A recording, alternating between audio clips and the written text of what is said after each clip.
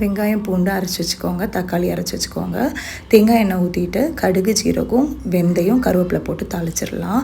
அரைச்ச வெங்காயம் பூண்டு ரெண்டையும் போட்டு நல்லா மிக்ஸ் பண்ணிவிடுங்க. உப்பு போட்டிங்கன்னா ஈஸியாக அது ஃப்ரை ஆகும்.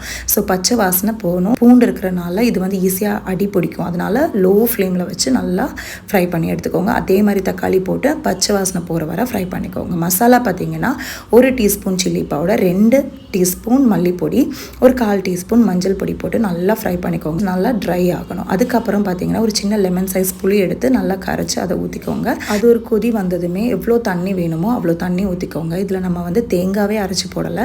ஆனாலும் நம்மளோட மீன் குழம்பு நல்லா திக்காக செம்ம டேஸ்ட்டாக இருக்கும். ஒயிட் ரைஸோடு சாப்பிட்றப்ப செம்ம சூப்பராக இருக்கும். ஸோ எல்லா மீன் பீசஸையும் போட்டு நல்லா கொதிக்க வச்சு எடுத்துருங்க 5 நிமிஷத்துக்கு. அவ்வளோதான், நல்ல சூப்பரான மீன் குழம்பு ரெடி. கண்டிப்பாக ட்ரை பண்ணி பார்த்துட்டு வீடியோ பிடிச்சிருந்தா like and subscribe to my channel.